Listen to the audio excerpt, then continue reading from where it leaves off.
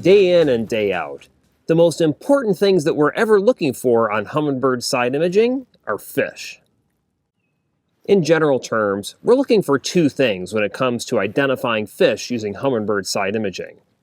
We're looking for the bright white primary sonar return from the fish, as well as that fish's dark sonar shadow.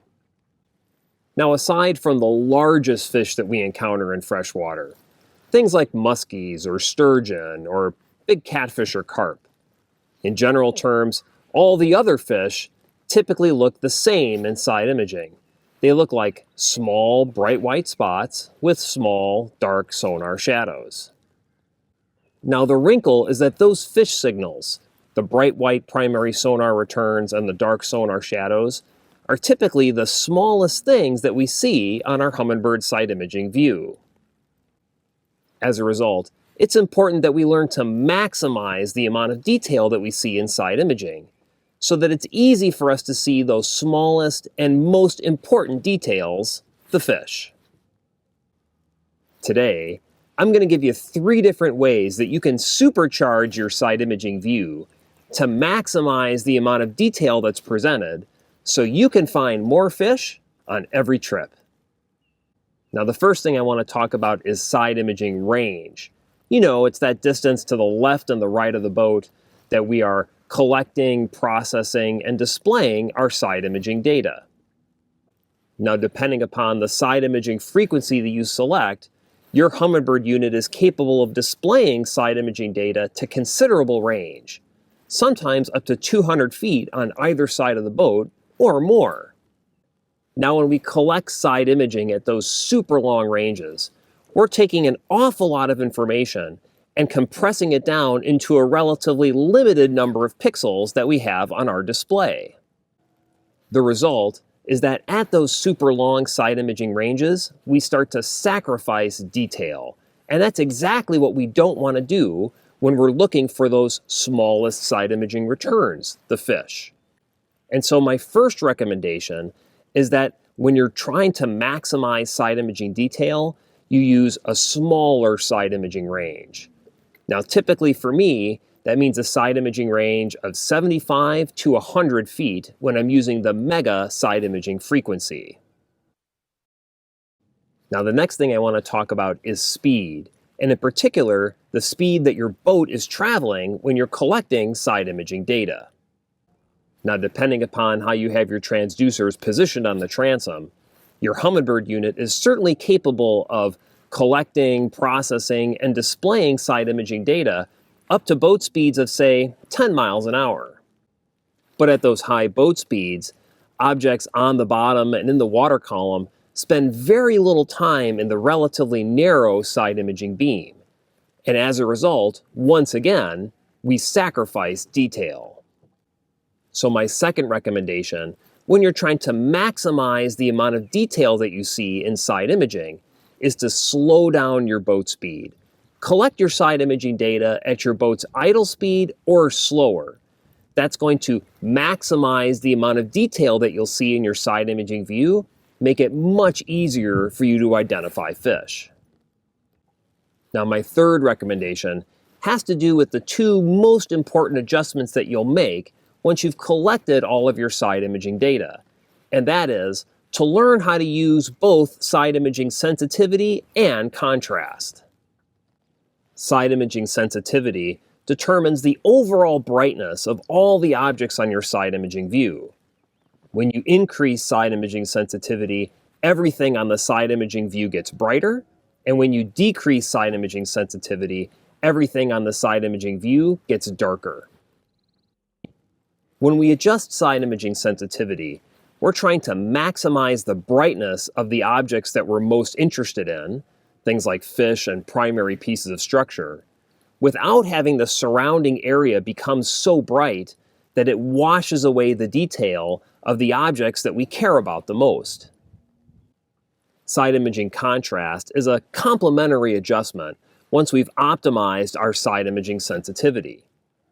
Now, when we increase side imaging contrast, we'll tend to make bright objects like primary sonar returns brighter and dark objects like sonar shadows darker. Now, when we're fishing over hard bottom, like sand or gravel or rock, right, that hard bottom is really bright in side imaging. And as a result, it can be hard to see sometimes those bright white primary sonar returns from the fish. But the dark sonar shadows, even against that hard bottom, stick out like sore thumbs. Now, increasing side imaging contrast is the best way to accentuate those dark sonar shadows to make it easier to find fish, particularly over hard bottom areas. So those are the three things to think about when we're trying to optimize the amount of detail presented on our Humminbird side imaging view. We're going to tend to want to use a shorter side imaging range, say 75 to 100 feet. We're going to want to collect our side imaging data at a relatively slow boat speed, say your boat's idle speed or slower.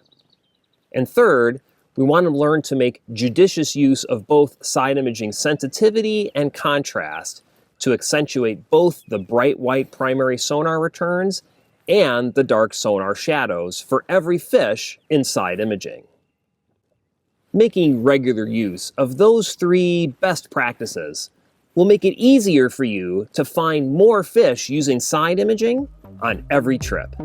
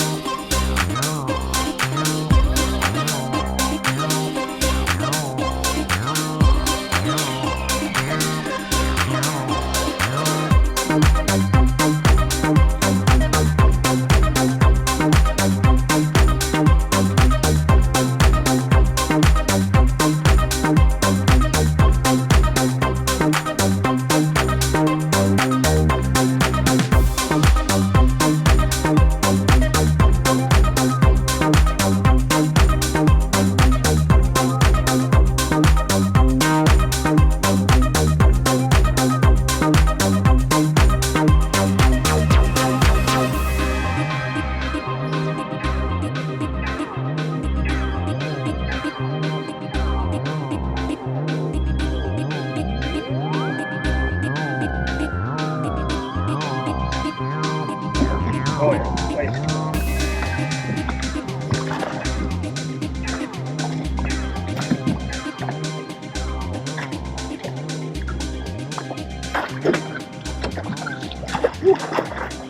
On a slow day, they're all monsters.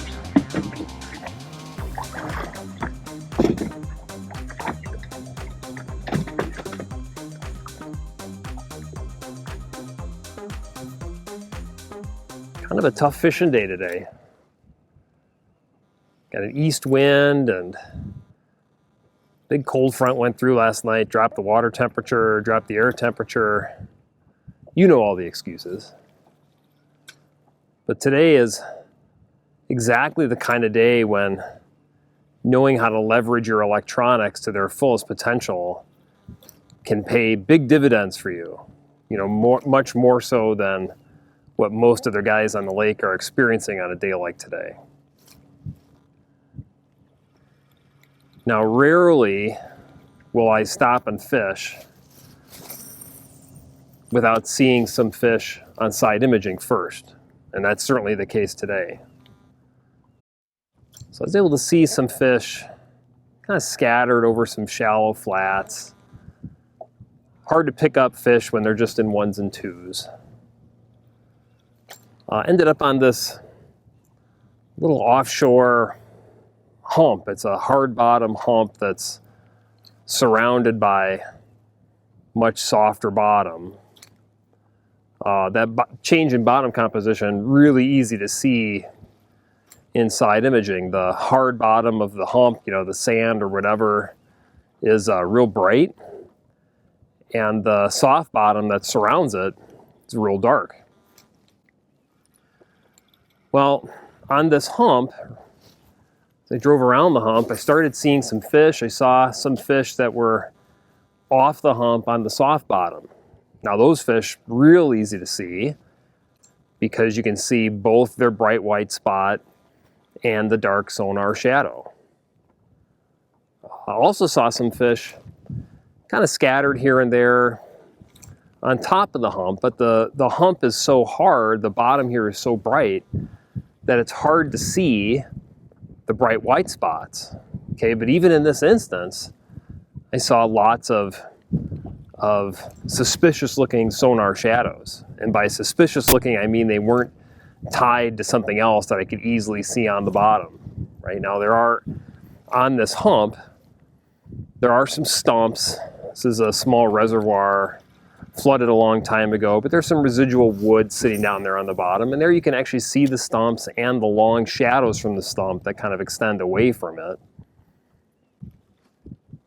But if there's a shadow with no structure that's obviously associated with it, you know, a small round shadow, you know, 9 times out of 10 or more, that's a fish too.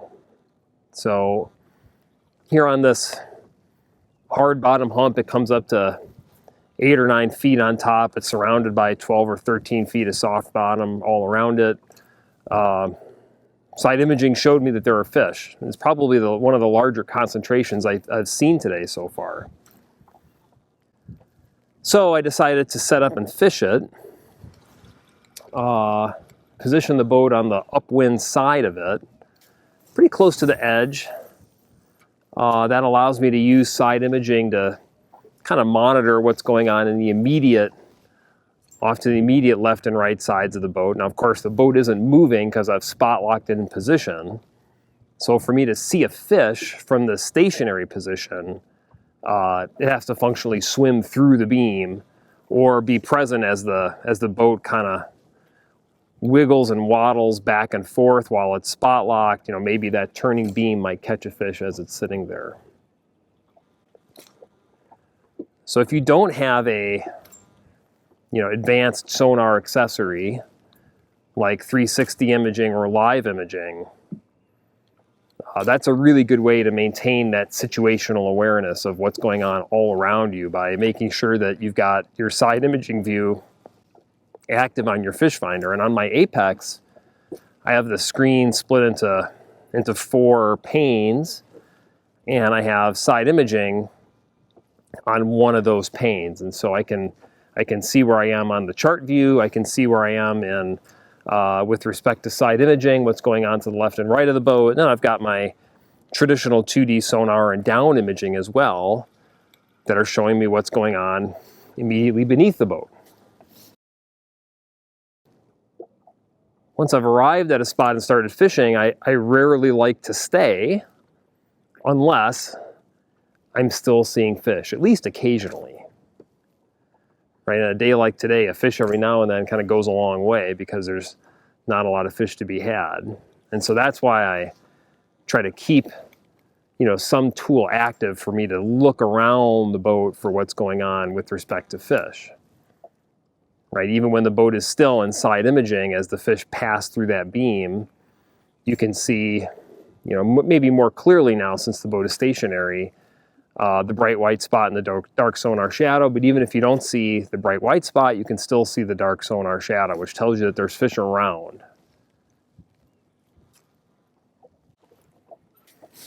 Now, of course, when you pull up to a spot like this, you don't really know what kind of fish you're looking at, right? My guess, as I got squared away, was that these were either walleye or smallmouth bass, and so I tried to give them something that would be a presentation that might be effective for both. I started with a small swim bait, a 4-inch Kitech Easy Shiner swim bait. And after a little bit, it popped a fish. It was a small walleye. And then I had another small walleye. And I began to think that maybe on a slow day like today, that the slow, methodical presentation from the swim bait maybe wasn't the ticket. So I decided to start snap jigging with a 4-inch fluke, or a 5-inch fluke, I guess is what I have on there right now. Now, snap jigging is really designed exactly for situations like this. It is a technique that elicits reaction bites rather than, you know, straight feeding impulses. That erratic snap of the bait as it goes up and then quick plunge as it goes back down to the bottom and contacts the bottom just, you know, taps right into that predatory DNA that the walleye has. And when that snaps past them, they just decide that every once in a while one decides that they have to kill it. So every snap jigging retrieve starts at a long cast, let the bait go all the way to the bottom. When you see that line go slack, you know you're on the bottom. Pick up your slack, come tight to the bait, and give it a snap. It's a snap with your wrist, maybe a little tiny bit of forearm. Give it a snap, let it fall all the way back to the bottom, watch the line go slack. Pick up the slack, give it another snap. It's a very methodical, kind of a rhythmic retrieve where that bait is constantly saw blading, if you will, up off the bottom. It hits the bottom, it pauses for a second, it snaps off the bottom, falls back down, hits the bottom, pops back off again, right? You've seen those minnows in the bottom of the tank that flutter to the bottom, hit the bottom, and then pop right off. Well, that's what this is supposed to look like, right? An injured or dying bait fish, very vulnerable, something that predator fish can easily strike and consume. Rod selection is important when you're snap jigging. Right, we want a rod that is relatively stiff in the backbone, has a sensitive tip, but one that transitions from tip flex to backbone pretty quickly. We don't want a rod that's going to load up when we snap it. So what I like to use is a medium power, extra fast action St. Croix Legend Tournament Series rod, and there's a couple lengths that are going to work. Right, in the walleye series, Legend Tournament Walleye Series, there's a 6-foot 8-inch rod that's medium power, extra fast action. Remember that extra fast action means that we very rapidly transition from flex to backbone. There's very little flex in the rod except up toward the tip.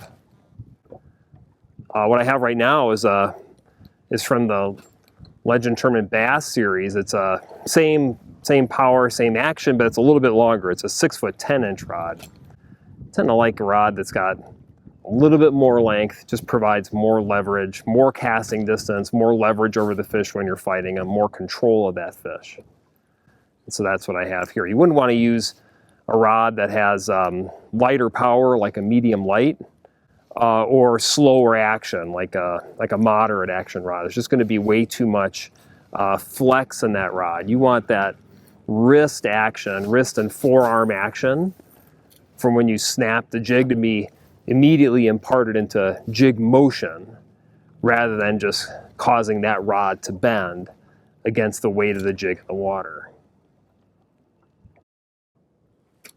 So I have this Legend Tournament Bass Series rod equipped with a 2500 series spinning reel. This is a Daiwa Fuego 2500.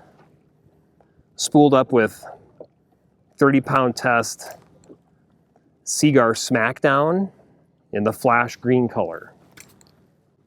Okay, I'm a big proponent of using high-vis lines for lots of presentations, and this is certainly one of them. Right, as the bait contacts the water, I'm watching for that line to go slack. That tells me the bait is on the bottom, right? Very easy to see that when you use high visibility line. Right, I'm also waiting for that line to go slack every time the bait contacts the bottom during the retrieve.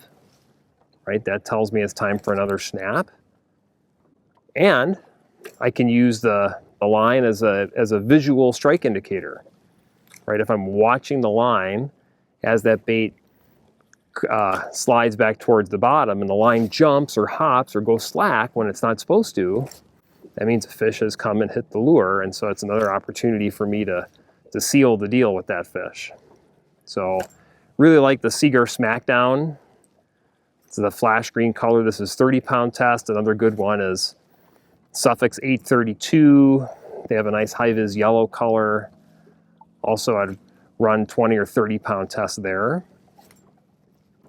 Now, of course, you don't want that opaque, brightly colored, very artificial looking line right there at the lure. And so I have the line finished with about a 3-foot section of 15-pound test Seaguar Invisex fluorocarbon.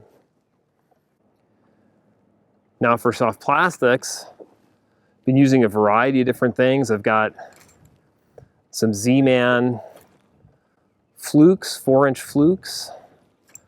I've got some Kalin's 5-inch flukes, and I've got the Kitech 4-inch paddle tails. All can be very effective. I think that the paddle tails tend to glide a little more on the fall. Of course, they have that kind of swimming action from the tail that tends to slow that lure down as it goes to the bottom, whereas the flukes kind of plunge straight down.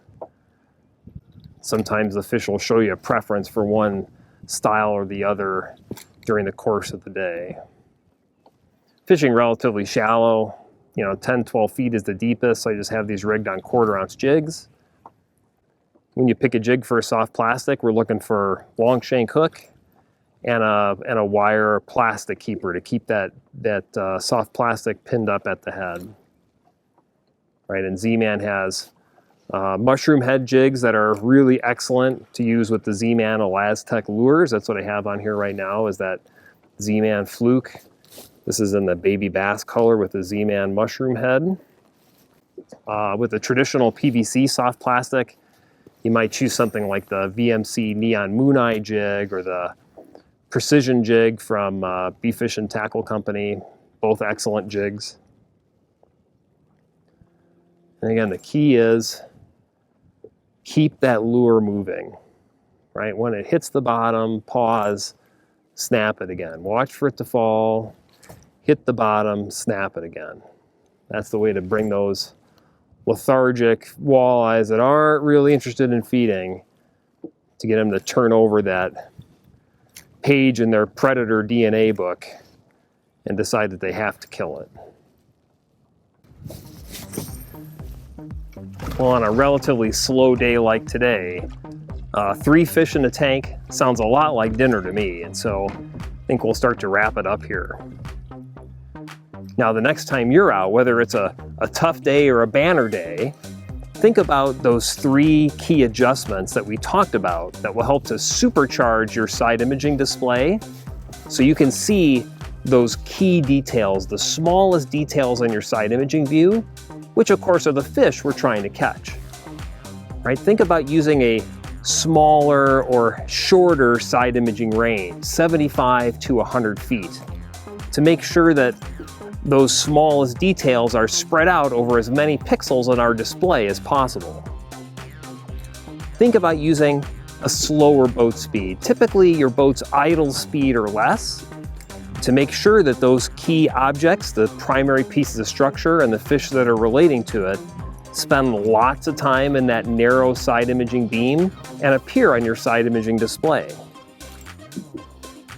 And then finally, make skillful use of those two key side imaging adjustments, side imaging sensitivity and contrast, to make it easy for you to see both the bright white primary sonar return from the fish and that fish's dark sonar shadow, because that combination, the bright white spot and the dark sonar shadow, is 100% of the time, when the bright spot and the shadow are separated from each other, 100% of the time, that object that you're looking at is a fish. So whether you chase bass or walleye, muskie or panfish, those tips are going to help you to supercharge your side imaging display and help you see more fish on every trip. Hey, I'm Jason Halfen, the Technological Angler, and I'll see you on the water.